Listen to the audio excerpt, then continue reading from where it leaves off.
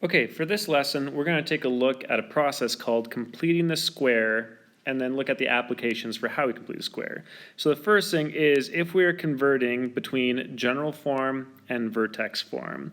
Well, if I'm converting from vertex to general, I'm just going to expand the brackets that exist in here. I'm going to multiply it by the a value, and then I'm going to combine the like terms at the end. So in this case, I'm going to say that I have y is equal to 2, and then x plus 5 squared is the same as x plus 5 times x plus 5, and I'm going to get x squared plus 10x plus 25, or that perfect square trinomial, and then still the minus 3 at the end. Then I'm going to say that I have y is equal to, multiply the a value into all of it, 2x squared plus 20x plus 50 minus 3. And then y is equal to 2x squared plus 20x plus 47 when I combine the like terms at the end here. So, anytime that I'm completing the square, I'm going to start by making sure that my terms are in descending order of power. So I put my x squared first, then my x, then my constant. Y is equal to 5x squared minus 30x plus 7. I'm going to group the terms containing x together, leaving the constant on the outside. So I'm going to say that y is equal to bracket 5x squared minus 30x, close a bracket, and then plus 7. Now, I need to have a single x squared, which means that I need to divide both the terms in the brackets by whatever the coefficient of x squared is. Y is equal to 5 on the outside, and I'm left with x squared, and then the negative 30 divided by 5 is going to leave me with negative 6x plus 7.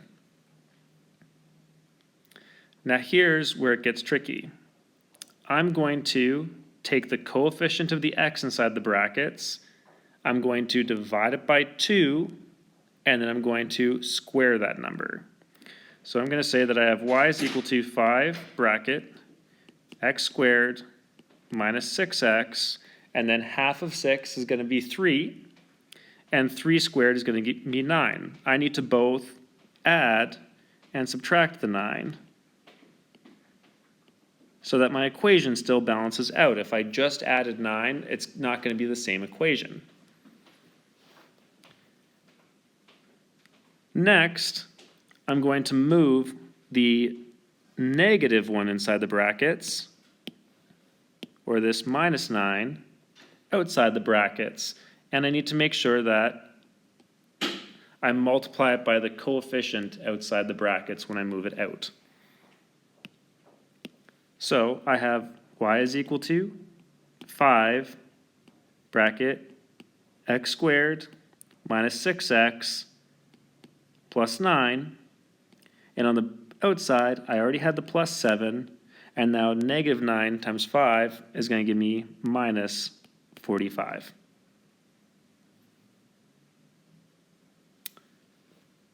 Now what I can do is, inside the brackets, I have this perfect square trinomial that I've created. This is why it's called completing the square. I have the perfect square trinomial of x squared minus 6x plus 9. When I factor it down into the two binomials, then I'm going to get y is equal to